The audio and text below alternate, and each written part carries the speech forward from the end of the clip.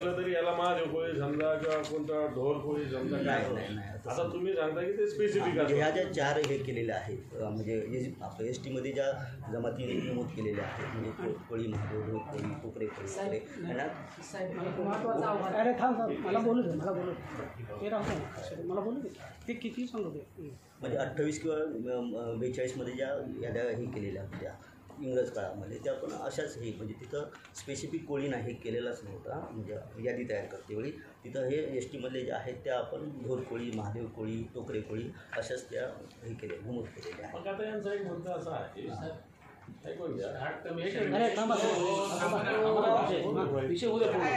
हे 2 मिनिटं थांबा ना काय मध्ये मला एक मुद्दा सांगा साहेब बरं का हा जो याने सेन्सेसनुसार जो दाखवलेला आहे समजा सोलापूरला 2,500 रुपये नाशिकला 2,000 रुपये इकडं 3,000 त्याचे काय आकडा असेल आता ते गेले तिथं महादेव कोळी कसं आहे सेन्सेसच्या वेळी कसं असतं सर आपण त्यावेळी सेन्सेसमध्ये जाता मी माझ्याकडे जो प्रगणक घेतो त्याला मी मला जात विचारायला तर मी ती जात सांगतो हां असा स्वभाव त्या 1950 नंतर हे ठीक आहे हो 1931 आणि 21ला लोक काय बोगस करायला घेतात का 1900 तुमचा कायदा कधी तयार झाला 1950ला झाला समजा मला जर लुबाडायचंच असेल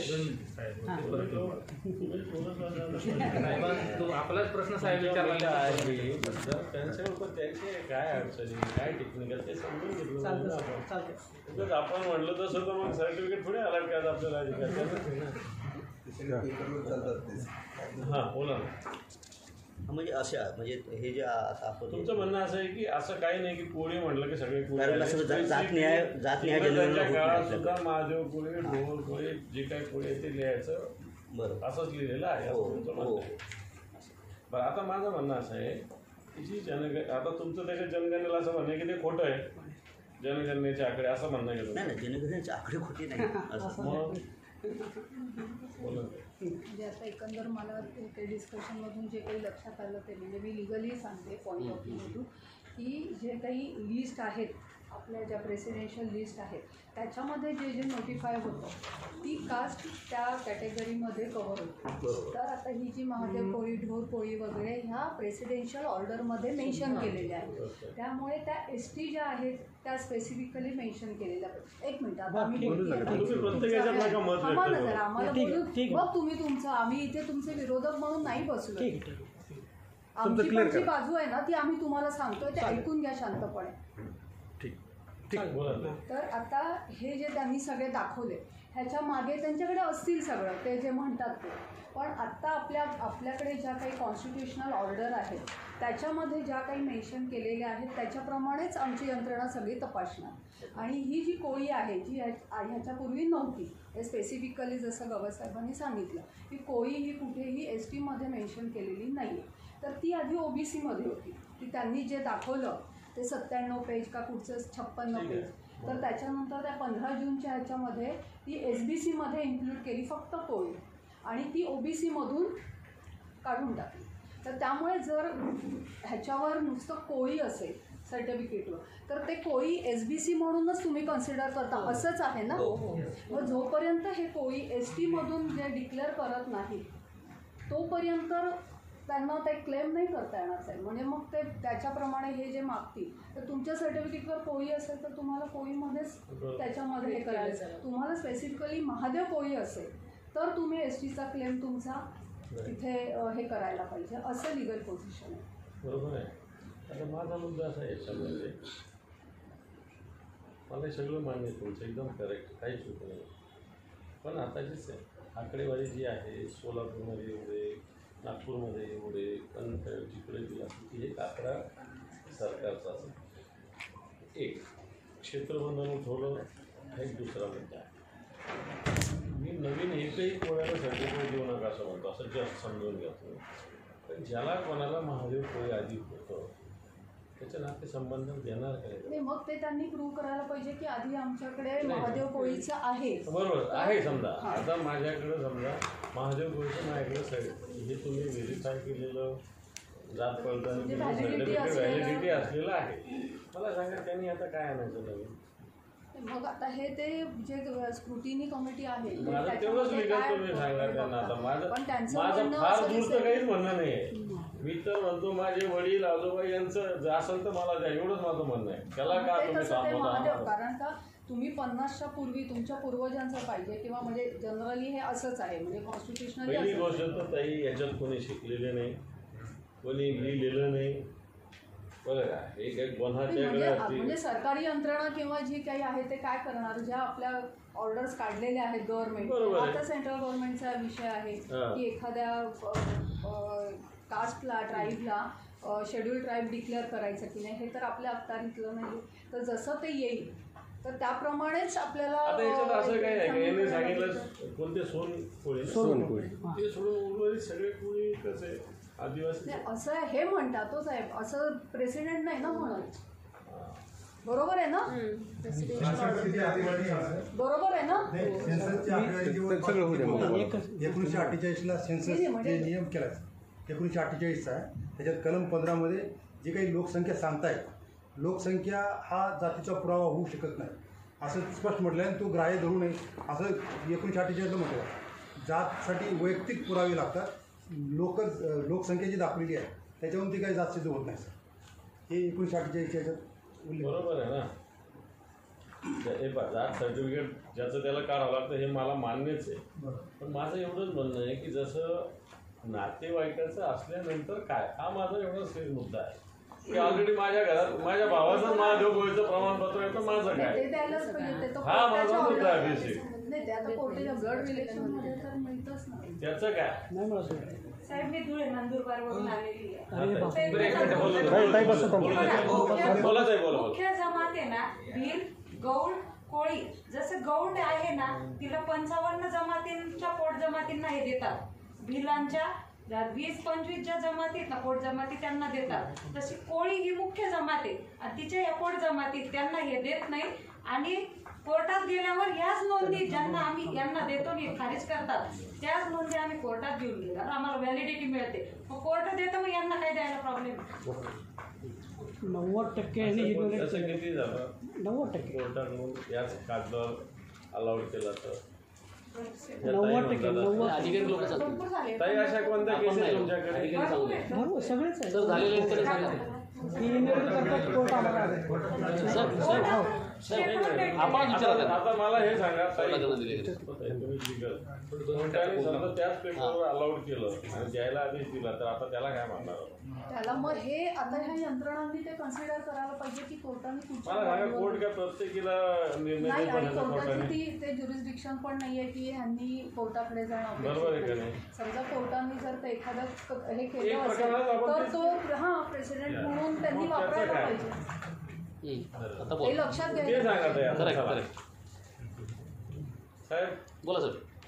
आता समजा ताई झाले कोर्टाने काही जणांना तुमच्याकडे जे पेपर्स होते तेच कोर्टात सबमिट केल्यावर कोर्टाने तुम्हाला डायरेक्शन दिले सर्टिफिकेट द्यायला, तुम्ही अलर्ट केले. मला वाटतं डायरेक्ट कंडिशनल देतात. कोळी नोंदीवरूनच आहे. डायरेक्ट ऑर्डर केली ना कोर्टाने. कोळी नोंदी त्याचं काय ते काय नाही करत तुम्ही. सर कोर्टाने ऑर्डर दिली तर आपण त्याला व्हॅलिडिटी देतो. मला एक सांगा. एक मिनिट. तसं का नाही? हां कोर्टाने जर एखाद्या प्रकरणामध्ये आपल्याला ऑर्डर केली, आपल्याकडे कोळी नोंदी जरी आढळून आले तरी आपण त्यांना अवैध केलं असेल आणि माननीय हायकोर्टाने त्यांना जर म्हटलं की त्यांना व्हॅलिडिटी इश्यू करा, तर अशा प्रकरणामध्ये आपण त्याला व्हॅलिडिटी इश्यू करतो.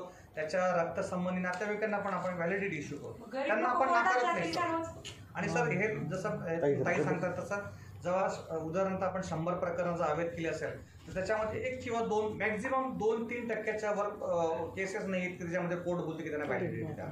बाकीची प्रकरणं मोस्टली समितीच्या बाजूने लागतात. अरे बाप. 99% लोकांना कोर्टात गेलेल्या सगळ्यांना मिळाले. नाही नाही असं तुम्ही असतं तर समित्या कधी बंद झाल्या असतात सर. नाही, कोर्टात गेलेल्या सगळ्यांना मिळाले. कोर्टात ऑर्डर सगळ्यांना मिळतात. सर, थांबा आणि- आणि थांबा माननीय हायकोर्ट तुम्ही- समितीचे आदेश रद्द एक करून मिनिट. देतात. आपली बैठक ही उद्या सकाळ पण चालू शकते. आपल्याला कुठेतरी थांबावं लागेल. फक्त मला आता एवढंच म्हणायचं की काही जे कोर्टाचं निकाल लागलेलं आहे, जे डायरेक्शन आहे त्याचं आपण काहीतरी एकत्र बनवा ना काही. नाही आता हे आमच्याकडे त्याचं कॉम्पायलेशन असतं तर कोण ते करणार आहे आता- असं? काव साहेब? नाही, आता साहेब आज सुद्धा हे किती निकाल दिले आहे कोर्टाने. कोर्टाच्या माध्यमातून सर्टिफिकेट किती इश्यू झाले महाराष्ट्रात त्याची काही लिस्टिंग करता येईल आपल्याला? आमच्याजवळ आहेत. पण मग आता तुमच्याकडे गेल्यावर देत नाही तुम्ही, कोर्टावर आल्यावर देता, त्याचं काय? ही कोणाची चूक आहे? एक मिनिट, ही कोणाची चूक आहे? हे पण तुम्ही स्पष्ट सांगतो, तुम्ही आदिवासी लोकांना, या लोकांना त्रास देतो, तुमचे अधिकारी क्लिअर सांगतो. बाकीच्या लोकांना सर्टिफिकेट ऐका, काय वेळा नका होतं बैठक ऐकून घ्या, क्लिअर सांगतो. आता बाकीचे समजा कुणबी सर्टिफिकेट, मराठा सर्टिफिकेट आम्ही काढतो ना, एका सेकंदात निघतात. पण आदिवासींना, ह्या सगळ्यांना त्रास तुमचे अधिकारी देतात. एक तर त्यांच्यात अशिक्षितपणाचा अभाव आहे, अशिक्षितपणा मोठ्या प्रमाणावर आहे. त्याच्यानंतर दूर राहतात, ते खेड्यापाड्यात लांब राहतात, त्यांना एखाद्या SDMकडे यायला वगैरे अतिशय अवघड जातं. गरिबी मोठ्या प्रमाणावर आहे, त्याच्यामुळं त्या सगळ्या गोष्टीला त्यांना सामोरं जावं.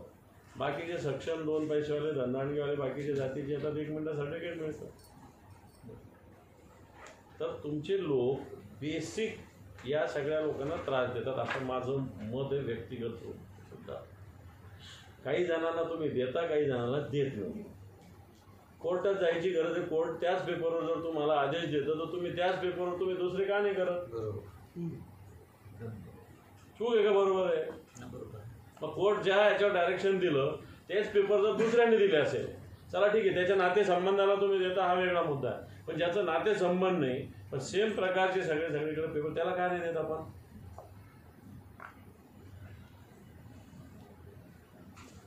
त्याला काय उत्तर तुमच्याकडे? म्हणजे कोर्टाने नेमकं प्रकरण कुठल्या ह्याच्यावर तपासलं वगैरे आहे ते बघून मग त्याप्रमाणे डिसिजन घ्यावं लागेल.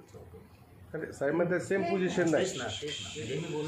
कोर्टाने ज्यावेळी आता हे जे तुमचे लोक आहेत सगळे विभागाचे, यांना तुम्ही तसे डायरेक्शन द्या की अशा पद्धतीनं कोर्टाच्या माध्यमातून आलेल्या केसेस किती, त्याच्या प्रकारचे जर प्रकरण आल्या तर ते ताबडतोब निकाली लावले पाहिजे. तुम्ही डायरेक्शन द्या.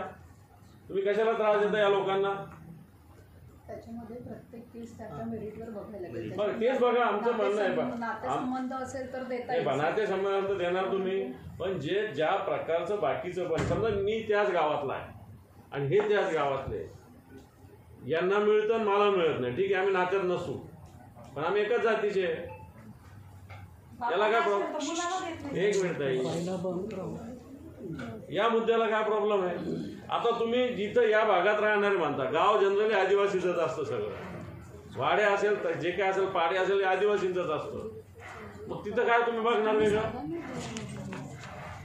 कोर्टाने जो काही डिसिजन दिलेला असेल, कोणत्या फॅक्ट बघितल्या त्या बघावं. माझं म्हणणं साहेब एवढंच आहे की तुम्ही जर एखाद्या कोर्टाने डायरेक्शन दिलं, त्याच भागातलं भौगोलिकदृष्ट्या तेच गाव असेल किंवा तोच तालुका असेल, तोच जिल्हा असेल, सेम असेल, एकच वाडी असेल किंवा एकच पाडा असेल आदिवासींचा, तिथं असं दुसऱ्याने अप्लाय केलं तर त्याला काय देत नाही तुम्ही? हा माझा प्रश्न आहे.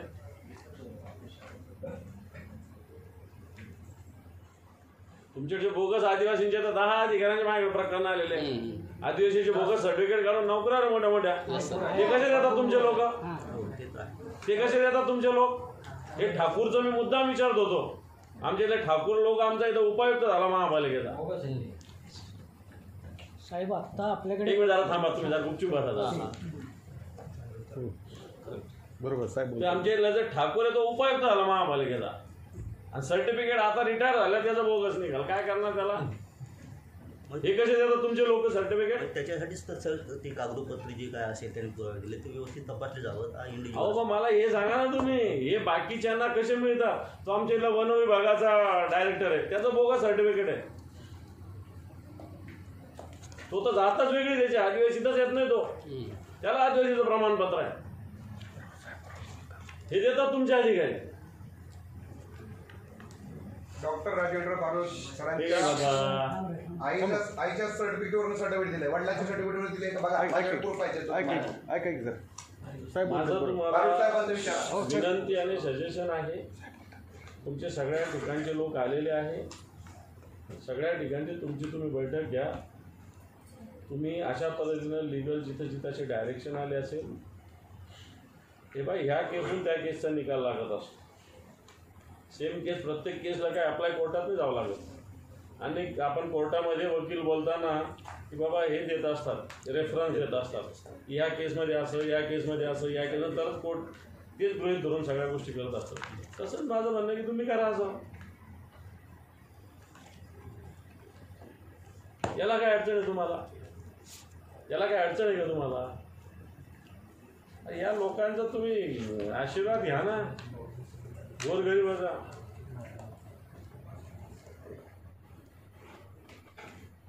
आज आमची मुलं बाळ घरात आहेत कोण बाकी होता आहे का बस जरा थोडं गमत नाही, ठीक आहे. आता आपण, मला एक विनंती आहे, तुम्ही फक्त लिगल असे कोणत्या याच्यामध्ये किती लोकांचं कसं आलं बरं. त्याचा एक डाटा. सार काय होतो डाटा. बरं का, त्याचा एक अभ्यास करू आपण सगळे मिळून. आम्ही पण जाऊ शकतो हे बाबा. ह्या हे असल्यावर कोर्टाने आदेश देत असताना काय कोर्ट काय व्यक्तिगत काय देत बसत नाही.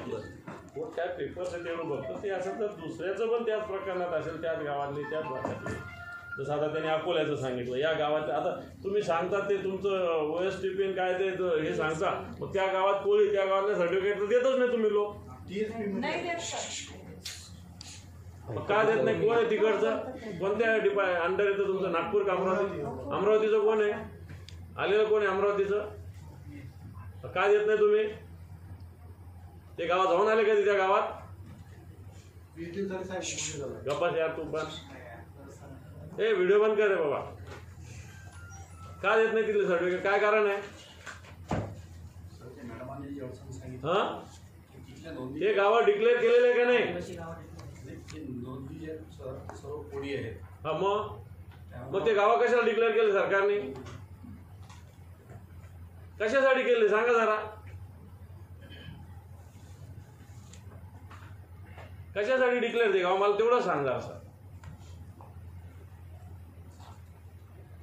तिथं आहे म्हणूनच गाव डिक्लेअर केलं ना. मग कोणत्या नोंदी पाहिजे तुम्हाला? आता एकीकडे तुम्ही सांगता राष्ट्रपतींचे डिक्लेअर केलं ते पाहिजे. राष्ट्रपतीनंच गाव डिक्लेअर केलंय, सरकारनेच गाव डिक्लेअर केलं. त्या लोकांना का मिळत नाही? मग तुम्ही तुमच्या पद्धतीनं कायद्याचे अर्थ लावता का, नियम लावता का? आता ते गाव लिहिलेलं आहे तुमच्या याच्यामध्ये येतं, त्याला का देत नाही सांगा. सांगा साहेब उत्तर. ते गाव आहे का नाही त्या यादीमध्ये? याला काय प्रॉब्लेम आहे? गाव कसे काय आले त्या यादीमध्ये? तुम्हीच पाठवले ना, सरकारचाच कोणता तरी रिपोर्ट असेल ना. मग त्या गावातल्या लोकांना का नाही मिळत? मग त्या गावात कोणी नाही, काढून टाका ते गाव, वगळा. तुम्ही एकीकडे सांगता की त्या एरिया भौगोलिक क्षेत्र तिथं, मग आता ते गाव ऑलरेडी अकोल्यातले जाहीर झालेले, मग त्याला का नाही मिळत तुमच्याकडे सर्टिफिकेट? आहे म्हणूनच आलेलं ना ते नाव.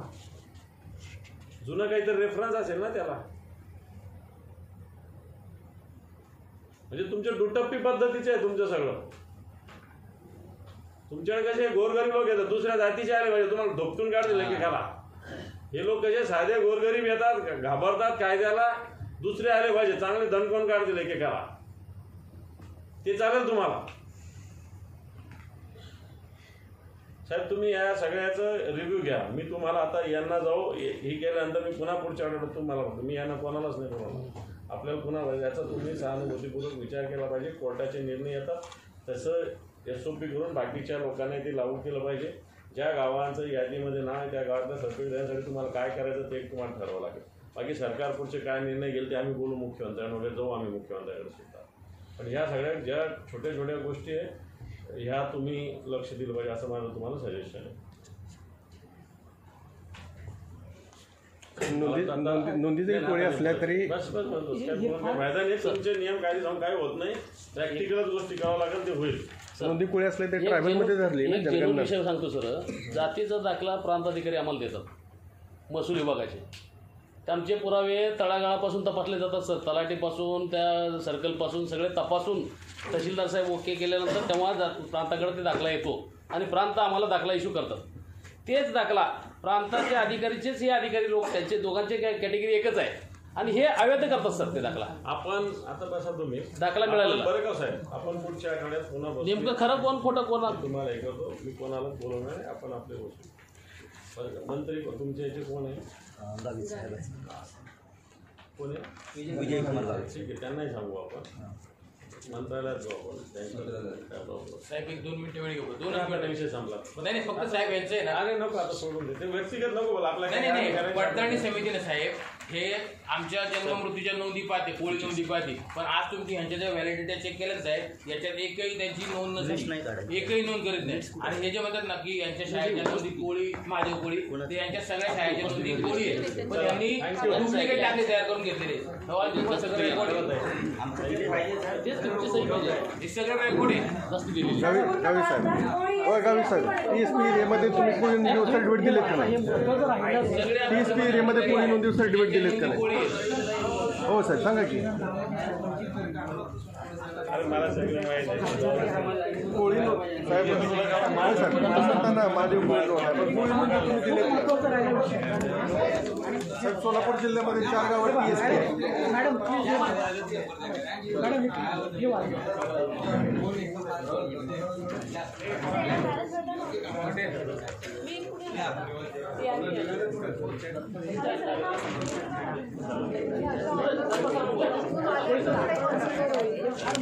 विषय राहिला.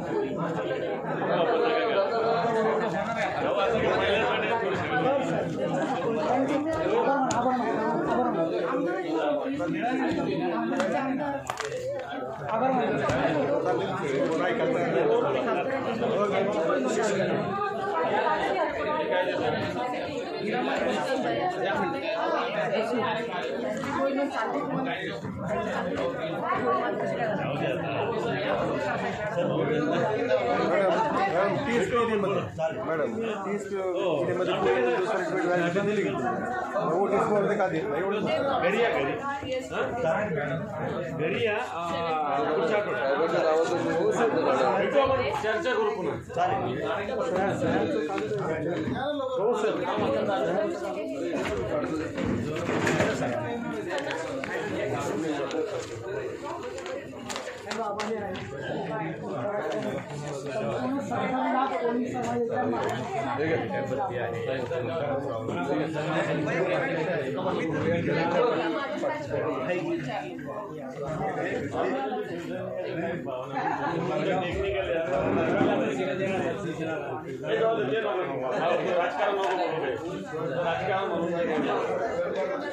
थँक्यू.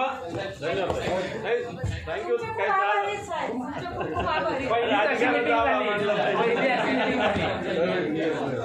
काय थोडं व्यवस्थित तेच निवेदन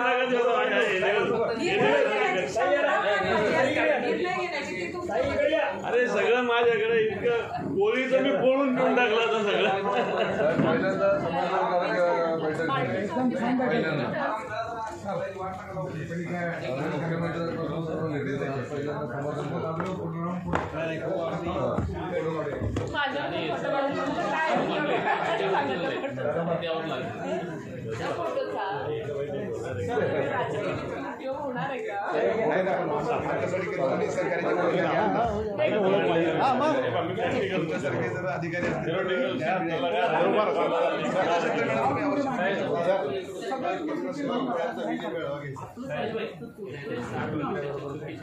करू आता जर आपल्याला अर्धा झाला मी त्या साहेबांशी बोलवतो ते गाईड करतील. आता सगळ्यांसमोर अधिकारी बोलत नसतात.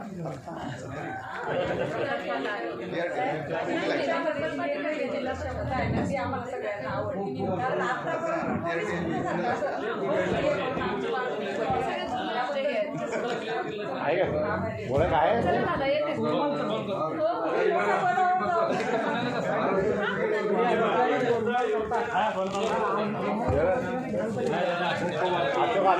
हो साहेब, संपूर्ण लोक कोळी समाजाच्या कार्य फोटो काढायचा हो नेते कोळी समाजाच्या जवळ 60 वर्षाच्या लढ्यामध्ये नीट ऐकत आहे का? कोळी समाजाच्या जवळपास 60 वर्षाच्या कारकिर्दीतल्या लढ्यामध्ये पहिल्यांदा या राज्याचे विरोधी पक्ष नेते माननीय अंबादासजी दानवे साहेबांनी अशी मिटिंग घडवली की समाजाला अपेक्षा झाली आहे की काय ना काय होणार न्याय मिळणार. आणि एवढ्या ताकदीनं खासून अधिकाऱ्याला विचारणारा पहिला नेता बघितला की आबादाजी दानवे साहेब. संपूर्ण महाराष्ट्रातल्या कोळी समाज बांधवाच्या वतीनं मी आभारी आहे आणि आभार व्यक्त करतो. असाच आशीर्वाद आमच्या पाठीशी राहावं आणि ह्या शासनाला धरावं. वेळ पडली तर आमच्यासाठी तुम्ही आमच्या सोबत साहेब रस्त्यावर उतरा. या शासनाला खाली आज माननीय अंबादास दानवे साहेबांचे विशेषतः संपूर्ण महाराष्ट्रातील आदिवासी डोकरे ढोल मुल्ला महादेव कोळ्यांच्या वतीने धन्यवाद व्यक्त करते. धन्यवाद साहेब.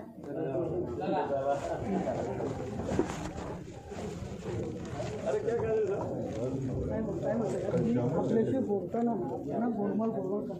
फक्त त्यावेळी आम्हाला बोलून तुम्ही यांना सगळे याची माहिती मला काही मोजके मुद्दे कळाले.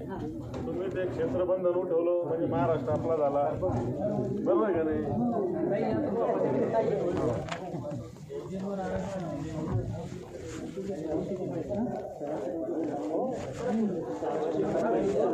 संयुक्त कागद फुटायचा आहे का अधिकाऱ्यांची साईड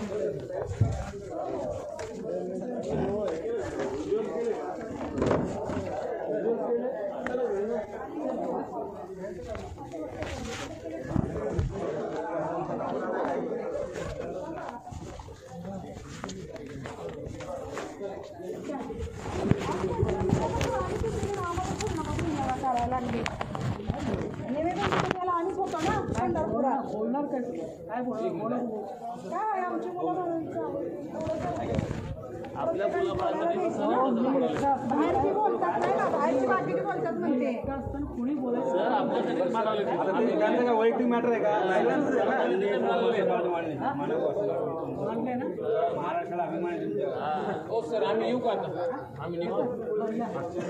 आंबेडकर आहेत अजून एक फोन आहे ते मला मांडायचं किती राहिले सुरुवात आहे सर, काय बोलले सुरुवात आहे. एक मिनिट थांबा, फोटो घेऊ मन समाधान होईल. काय तुम्ही याच्याला ती दुसरी कुठे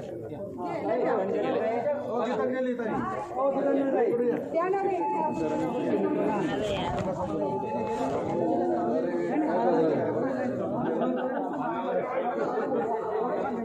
भांडेवर झाला विषय लास्ट वाजता येत्या विषय म्हणलं होतं का नाही? आला का नाही?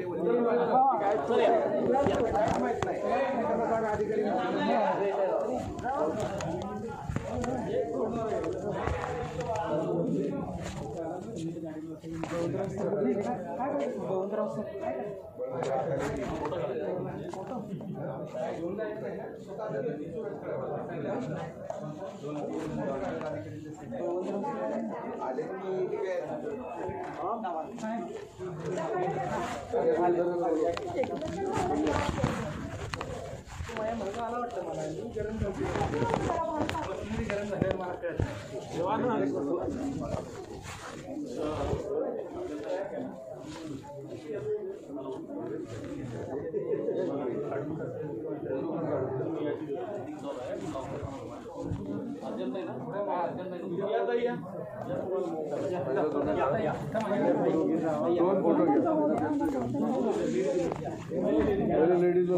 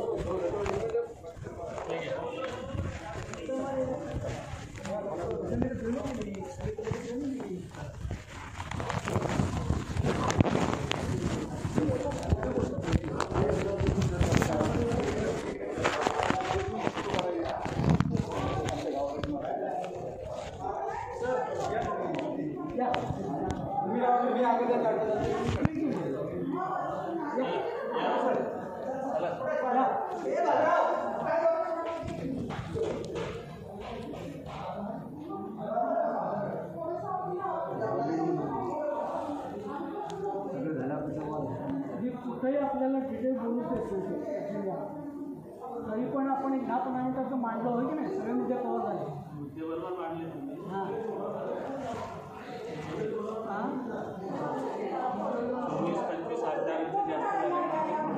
नाही विरोधी पक्षी नेत्यानं तेच बातमी